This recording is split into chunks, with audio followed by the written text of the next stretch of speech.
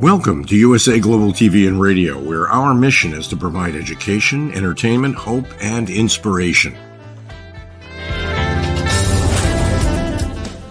USA Global TV and Radio connects you with experts and audiences all around the world every single day to help you succeed in business and to live a richer life. Visit us at usaglobaltv.com to learn about career and life-changing training and mentoring programs like the Listening Mentor. Subscribe to our newsletter to stay informed about our special programs and offers.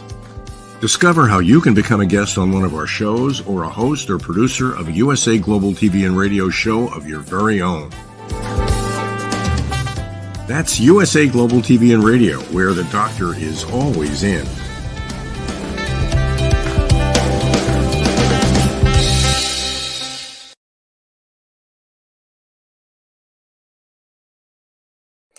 Hello, everyone. Welcome home to USA Global TV and Radio. I'm Dr. JACALYN KERBECK, and our show today is Global Adventures. And if you've watched the program before, you know that this is JenettaBarry's favorite program. Let's bring her out. Hello. Yay! It's that time again. Yay! So why is this your favorite program? I treat this program like one of my hobbies because I think we all work so darn hard that it's very easy to go, nah, I won't do this, I won't do that. And for me, this is one of my hobbies because I love traveling, and I've traveled quite extensively in my lifetime, not to as many places as I'd like to, but where I have traveled has always been significantly meaningful. So when I hear of other people's abilities and travels and experiences, I find it so uplifting. And so this show is about those people's experiences as they go around the world doing something significantly different to them, because when they share something that's inspired them with us, it's just so insightful. It takes you on a journey like no other. And it's not a travel program. It's not an education program in that you find about how animals coexist. It's not a David Attenborough type of program. It's even deeper than that. And so often one gets a deeply spiritual connection when our guests start sharing their experiences. Thank you so much for that, Jenetta. Where in the world are you going to take us today? Well, today I am the guest. And it's a follow-on from our last show. If you'd like to hear a little bit more about our last show, which was The Art of Mental Health Wealth, and we dealt with grief and spirituality and fine-tuning your ability to understand and see a bigger picture in the meaning of loss of a loved one, it could be quite inspiring for you if you're on that journey right now. And this is a follow-on to it. And both of these programs were birthed in this last week because I found myself burning out, and my darling husband said, right, here's the car, go and visit your friends, take some time out and just get away. And I have a very special friend of quarter of a century now. And in fact, we went to school together, but we weren't friends at school because I was quite a bit older than she. But we've been close friends for a quarter of a century. She's a very well-known authoress of 2 books. One's called The Ghosts of Happy Valley. And the other one is called Soy Sambu. And I really suggest you go and have a look at her books because she's an amazing writer. She's busy writing another one now. And she has 2 homes. And the one is on Soy Sambu, which is the name of that second book, where a lot of my book, Full Circle Rainbow, is set in the loss of my 16-year-old daughter, Jenny, to suicide. So the last program took us to Soy Sambu. It's such a magical, magical place. But this part is the journey up to Mount Kenya. And to get there from where I live in the Great Rift Valley, I went a back way and a very quiet road, thank goodness, not a busy road, because the driving here leaves a lot to be desired. and I was able to cross over the equator and get right up to the foothills of Mount Kenya. And Dr. JACALYN, I don't know if you can share it. Is it Yeah, possible to bring up absolutely. the deck? Sure. Okay, Absolutely. Let's take a look. fabulous. So every global adventure, wherever we're being taken, 2 weeks ago, my husband Andy, it was Andy's Lapland. Today it's Jenetta's Mount Kenya. And Mount Kenya is a very interesting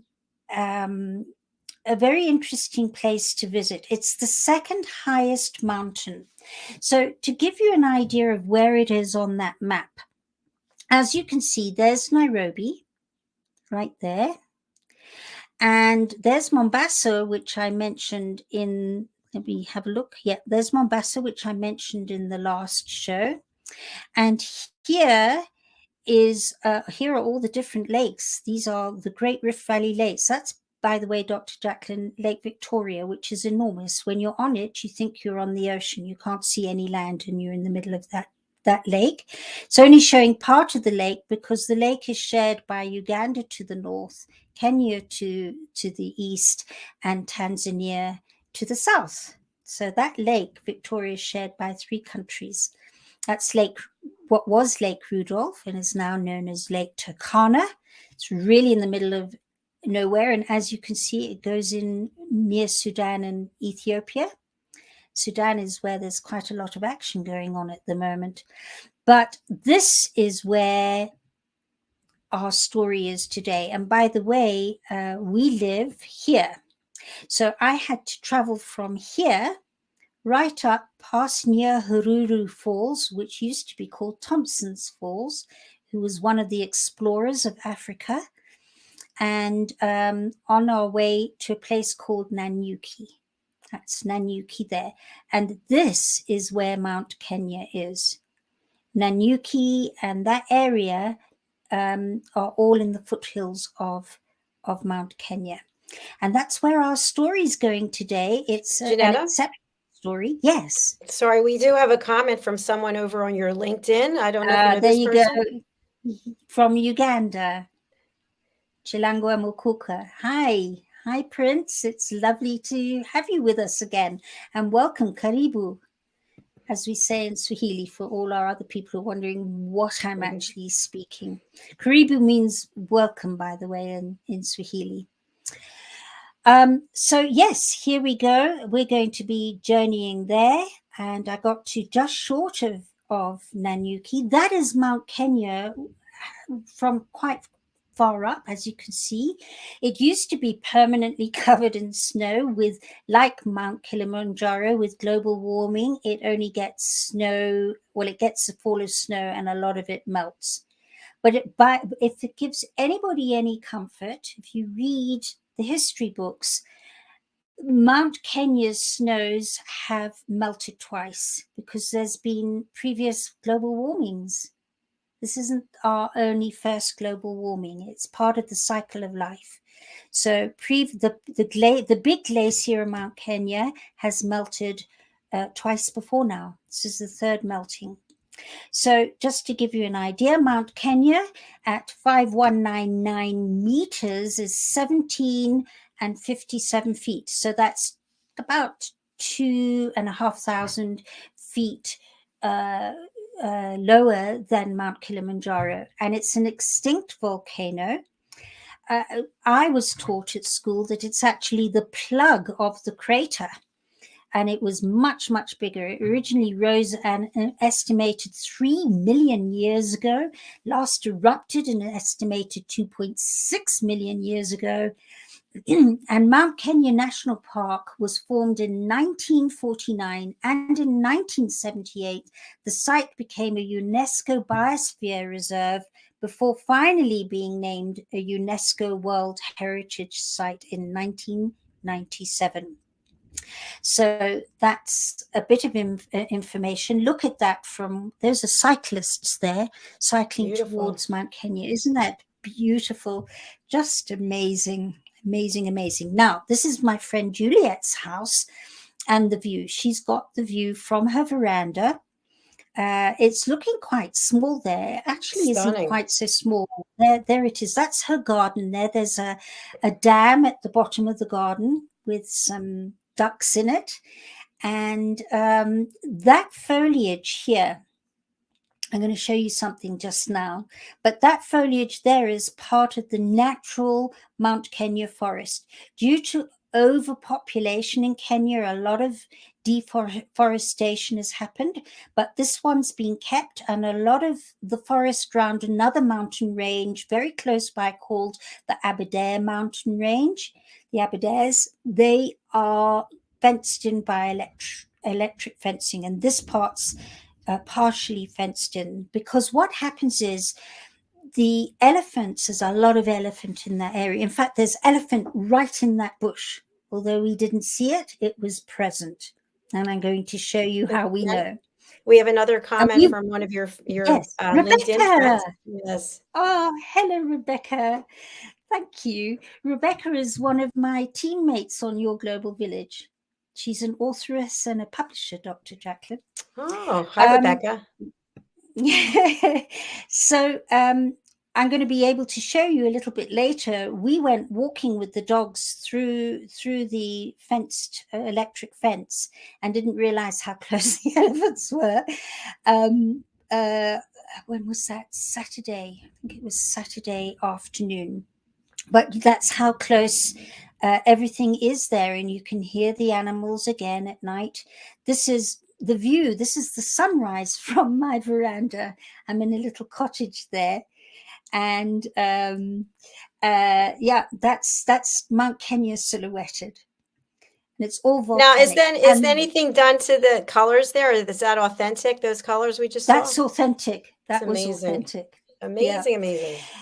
Amazing, amazing, amazing. Now, this is what happened that night. This is the next door neighbor's garden, and the elephants came in. But it's quite a difficult story of balance between people who live a very difficult life off small pieces of land, and then the elephants come in and start eating their vegetables.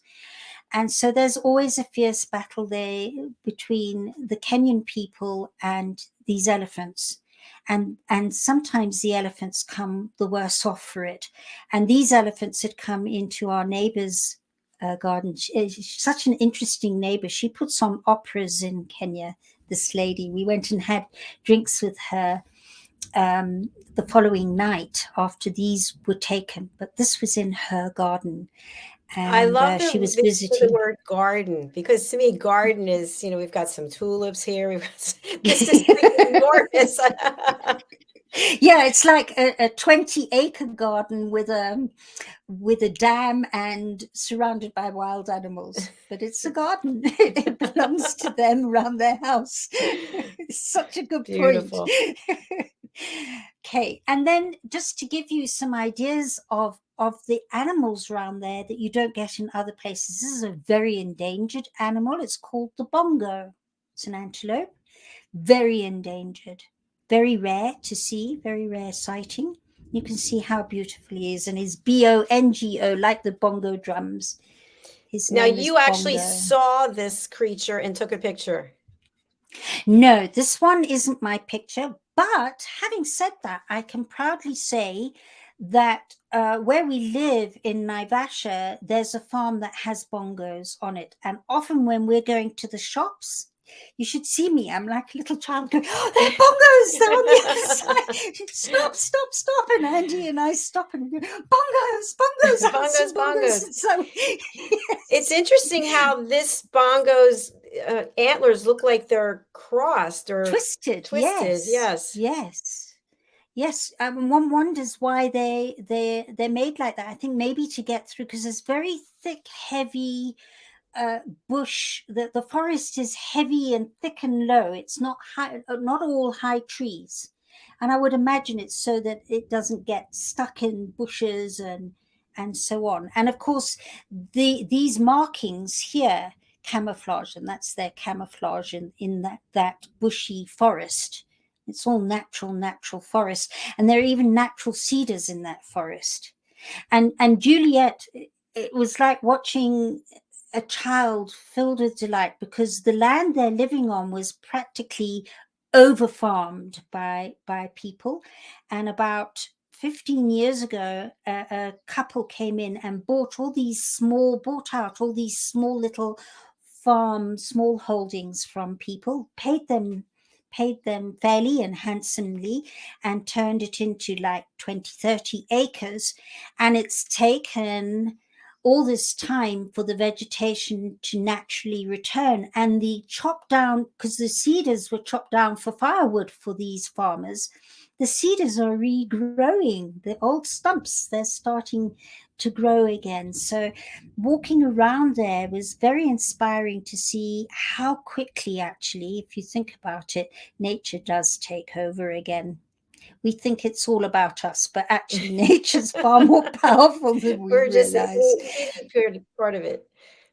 Exactly. So that's the bongo. And then how about this? There's a family in Nanyuki called the Hook family, and many descendants with different names.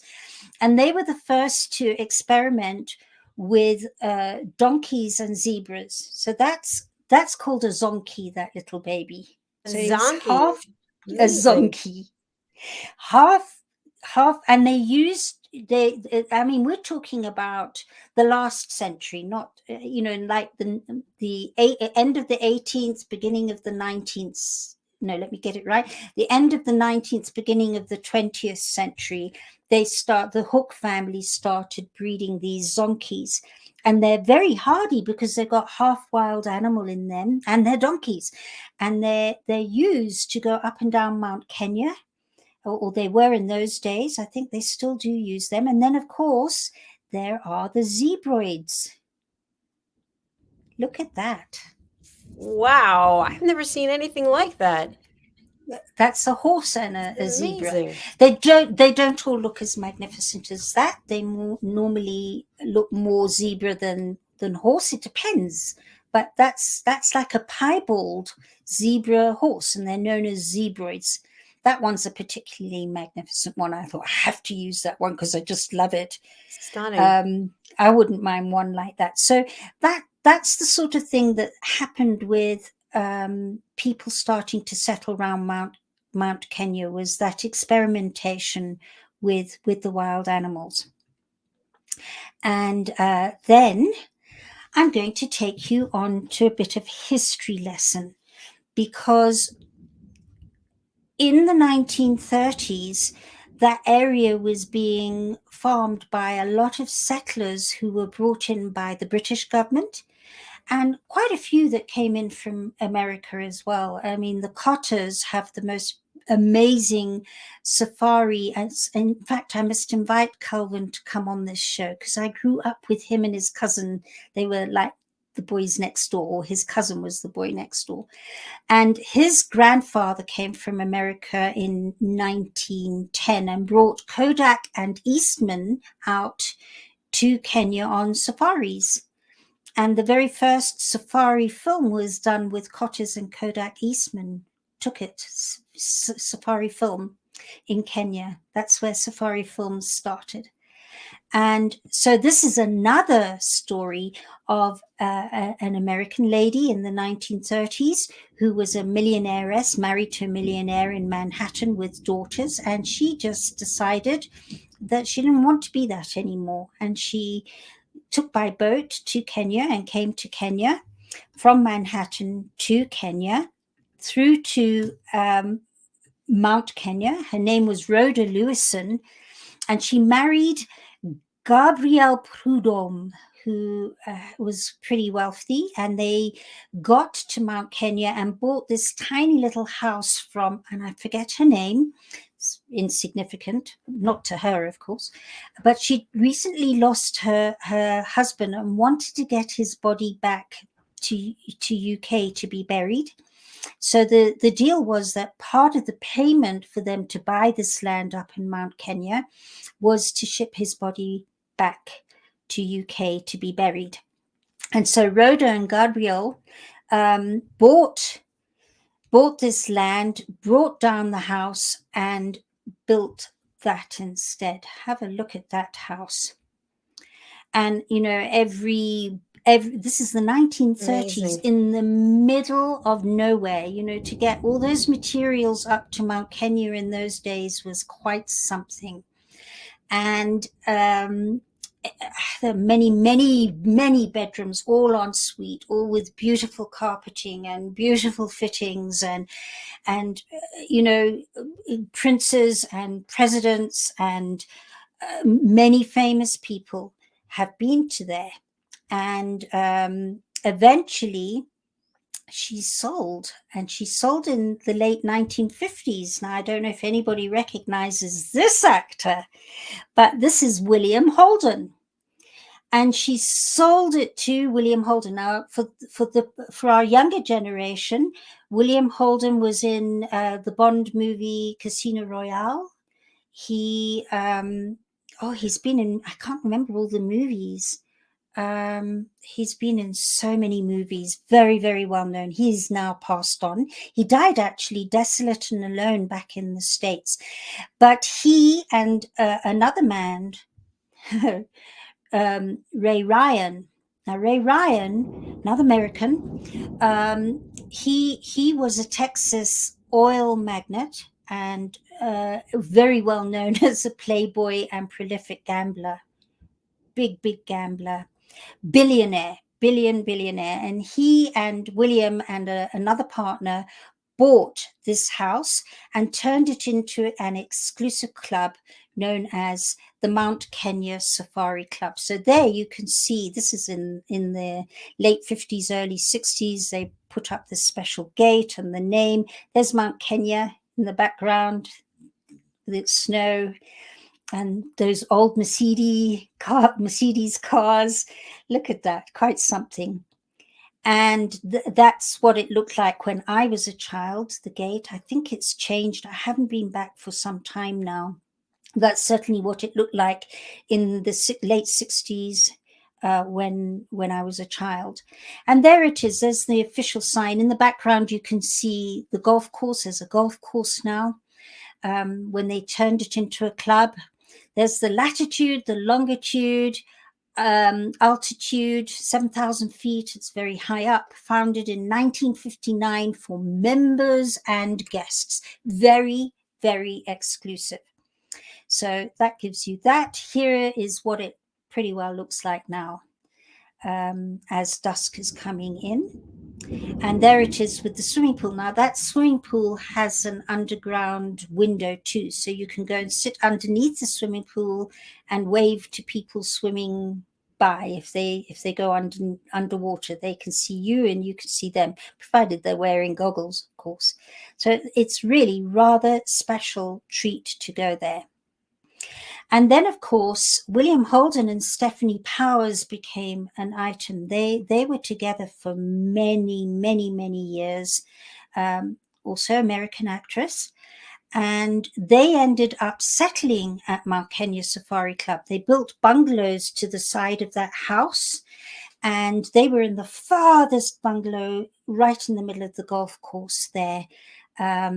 And although he's passed on, she still lives there most of the time here in Kenya. That's where she's retired. That's her back in, do you remember in the 60s, Stephanie Powers? Do you remember her, Dr. Absolutely. Yes. Yeah.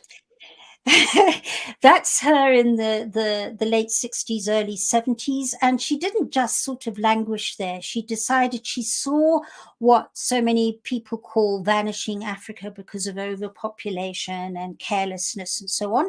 So she started a sanctuary right next to Mount Kenya Safari Club, where they rescue orphaned animals and then release them back into the wild again, so that they're okay. And she still runs that sanctuary, and one can, through various means, visit it, but it's quite exclusive, quite something.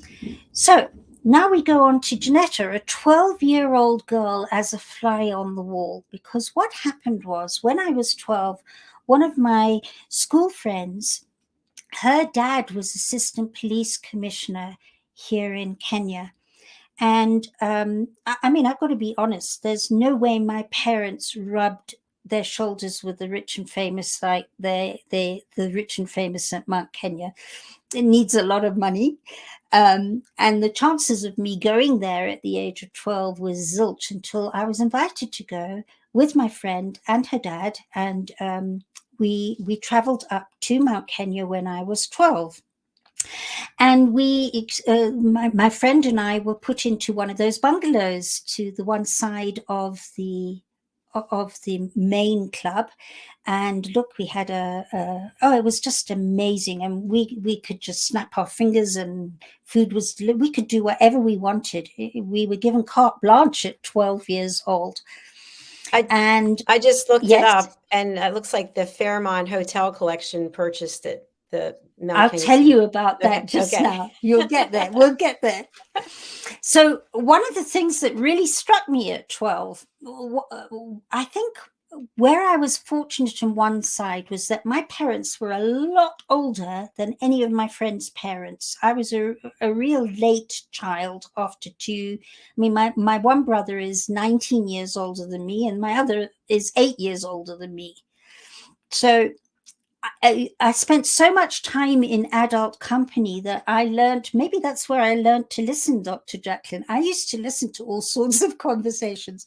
So sitting around the pool, you'd hear all these people saying, that's Sam Moritz there. So they'd just say, oh, I've just come from Sam Moritz, and I'd sit there going, I don't know whether to yawn or be impressed or both, because it was really a big, big boast going on. But I was going, wow, I am actually rubbing shoulders with the Sam Moritz crowd of the late 60s. So it was really interesting moving around the hotel as that fly on the wall, because absolutely nobody notices you. You're a kid, and you become see-through. So you get to see a lot of things, and you get to hear a lot of things. And it was like, lucky wow. Jenetta. Yes. Amazing. And I mean, here, look at the mountain there. There's the swimming pool. As I say, it had an underwater window. That in front is the Kikuyu tribe. Here comes the lightning. So if I get cut off, you'll understand why. Thunder and lightning. So you can see they perform on the lawns. When you're there they are close up. There's a whole story to what they're drumming there and singing. Those are warriors. Kikuyu is a tribe. For some of you might even have Kikuyu grass in other parts of growing in your garden of Africa. That's where Kikuyu comes from the tribe. Here comes the rain. And look at that. You can go on horse safaris around Mount Kenya and have breakfast with your horse. This one's so an older one.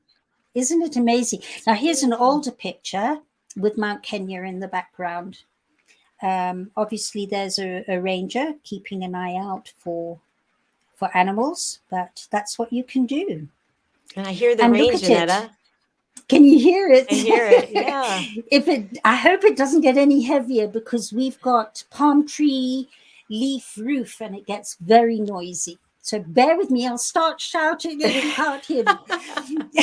Beautiful images, Jenetta. Absolutely beautiful. Aren't they fantastic? And here is that's on the veranda of the main house, on one of the bedrooms overlooking the mountain. You can imagine, as a 12-year-old, I just sat there going, oh, my word, I'm so lucky to be here. So very lucky. Anyway, so I mentioned to stay tuned because of the mafia connection, and it's quite intriguing, really. Chicago's mafia from Al Capone. Ray Ryan, who was in partnership with William Holden, was very in with the mafia, and they kind of secretly took shares in Mount Kenya Safari Club. So I was sitting there with William Holden and Stephanie Powers and my friend's dad, and we're twiddling our thumbs because, in those days you were seen and not heard. And we're listening to all these conversations about the mafia connection and the interaction and what's going on and where it was getting quite dangerous. And I'm just sitting there going, oh, my word, I'm listening to a piece of history here. Unbelievable. So for many, many years, Chicago's mafia partially owned Mount Kenya Safari Club, and not many people knew that. I was that fly on the wall that did know. Not many people knew.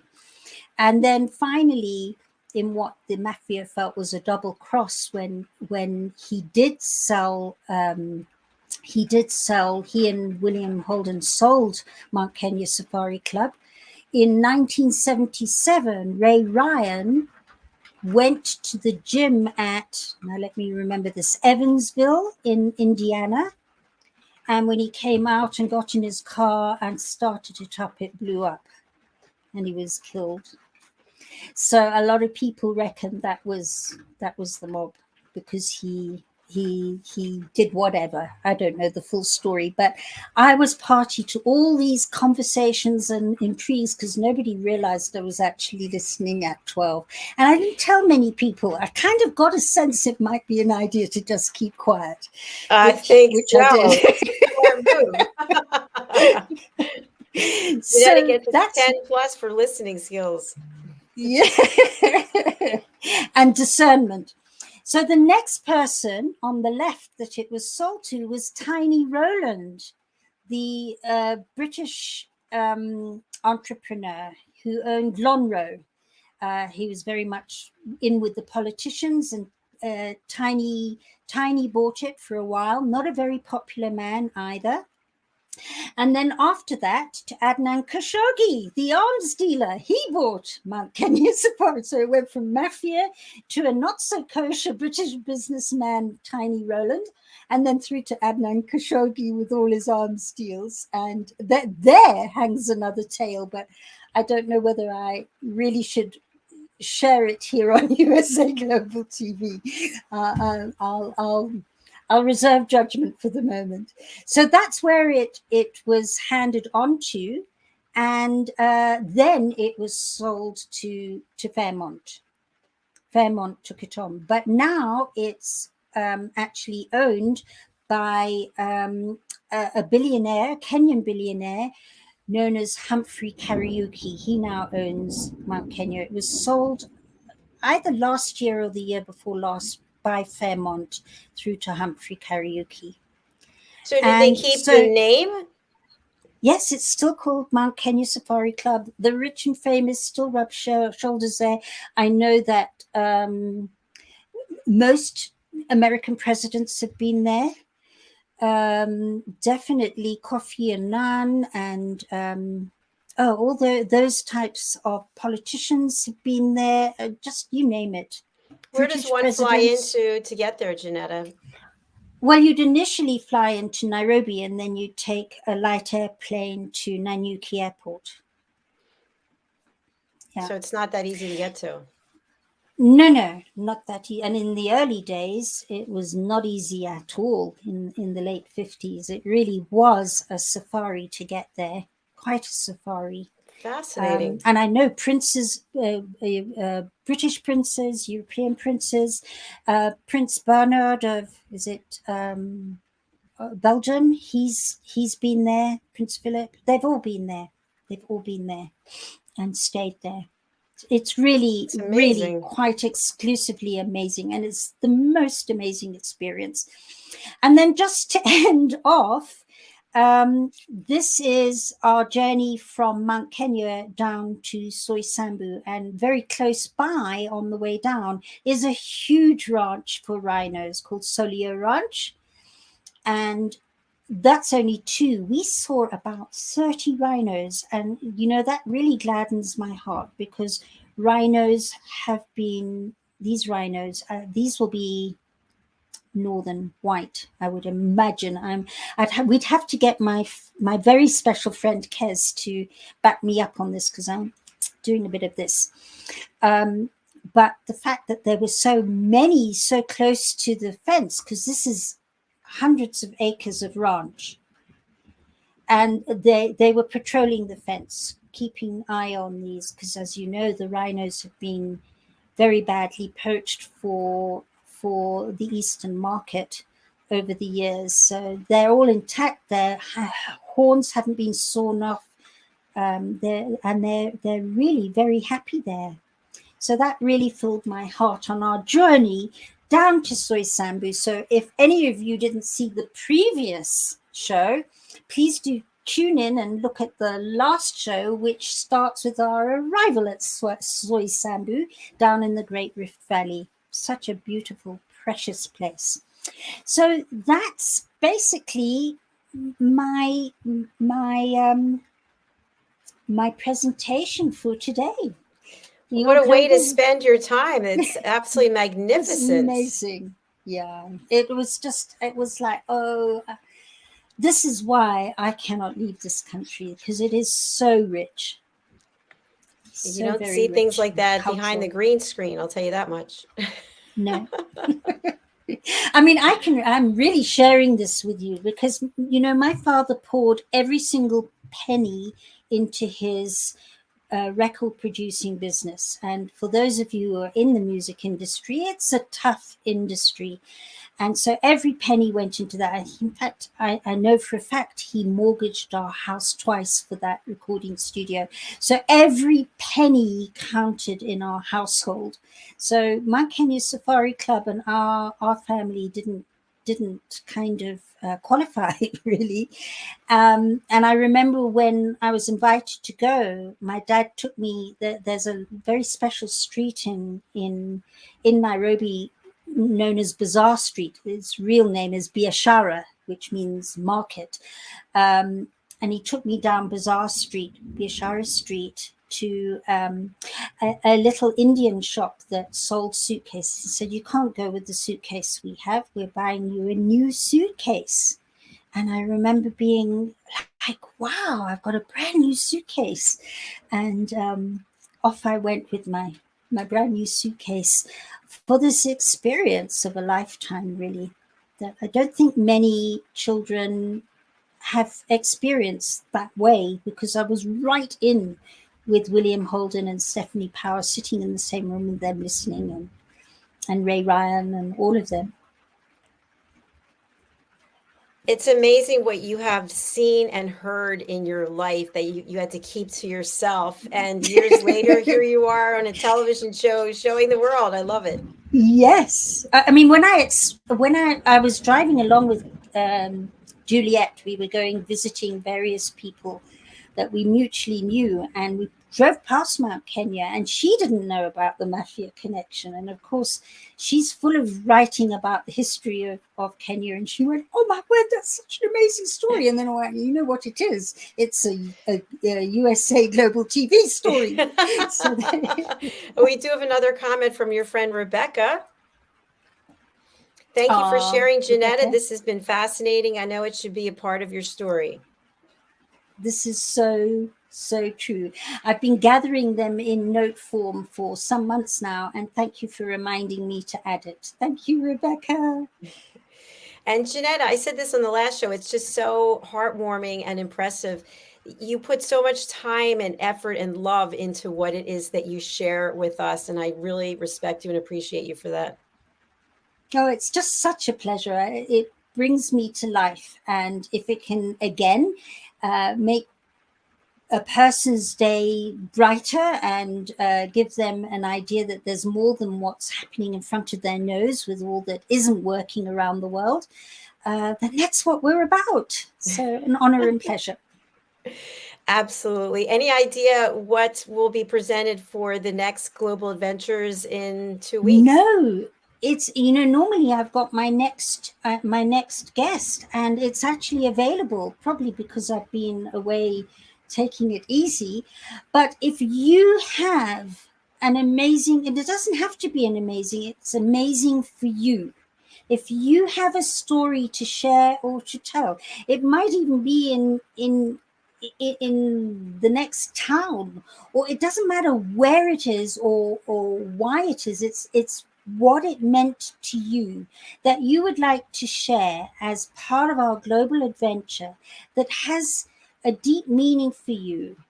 You've got no idea how inspirational that can be for others. I mean, not very long ago, I had my 7-year-old granddaughter sharing the elephant that came up onto her veranda, and being able to show how the leopard the leopard spore can be spotted as being leopard, and she's only 7. Or it might be for you, where you went from, maybe you're in a small town and you went to let's say New York, to Manhattan, and to Times Square, and saw a particular show that blew your socks off. Anything where you've had an adventure and an experience, we'd love you to share it with us. And if you'd like to book with us, you can get hold of this show actually on USA Global TV and radio, the website, and book your show, and it'll come up with the Global Adventure Show, and book your slot. I'd love to challenge the first person that can get hold of me, and you can get hold of me directly. Oh, thank you, Dr. Jacalyn. Here it comes. Yeah, there you go. I was actually just going to walk people through very quickly, because I've actually received some emails this week that people don't understand how to book in. So you can go to usaglobaltv.com or usaglobaltvandradio.com. Both will get you there. And then go across the top to book your session. And this is for anyone and everyone. You don't have to have permission to be a guest. I get emails from people saying, is it okay if I'm on your show? This is my background. We want to support as many people as possible. If your topic is not okay, we'll let you know. But we're assuming that it's going to be something that we want to hear more about. So go to book your session, and you saw that there was a second page, which is where I am. Did I pass it already, Jenetta? Yes, go up, go back on the left there. Oh, there it is. Okay. There. Global Adventure. So you go here, you go to book your session, and you look for the next available opportunity, which is on the 10th or the 24th. Just go ahead and click it. Notice everything is in Eastern Standard Time Zone. So that's 10 a.m. If you are in the UK, that's going to be 3 p.m. British Summer Time. And Jenetta, what would it be where you are? 5 p.m. 5 p.m. Okay, so you just go to book, and then you look here and make sure that you don't have anything else in your cart. Fill in the information. These 3 questions, the answers you give are very, very important. So Jenetta and I understand what it is you'd like to achieve during the show. We want to know how you found us. And then we want to know your bio, your social links. You can send them to info@usaglobaltv.com. When you get down here, this should light up as black in color. If it doesn't, just click the tab button, and then you will get a confirmation that you are booked in for a show. So that's pretty easy, right, Jenetta? Yes. Okay. It is. It's easier than it feels once you get there. Absolutely. Well, thank you again, Jenetta, and thank you so much to the people who are watching or listening live. We do appreciate it. This show will be aired again 5 or 6 more times this week. And of course, you can always watch it on our YouTube channel on demand when it suits you, and that's USA Global TV. Our next show is coming up. It's the United Kingdom News and Culture. So please do stay tuned. We actually have back-to-back shows all day today, tomorrow, and Friday. And again, we welcome you to book in on any of our shows at usaglobaltv.com. Thank you so much. Bye, Jenetta. Stay dry. I just wanted to say, I believe it's Ian who's in the next show. It's his birthday today. It is his birthday. He's not going to be here today. It's also Caroline Hewitt's birthday. So, okay. I must send her a big hug, and definitely send them both. All right. Thank you. Bye, everyone. Bye, Jenetta. Lots of love. Lots of love. Bye.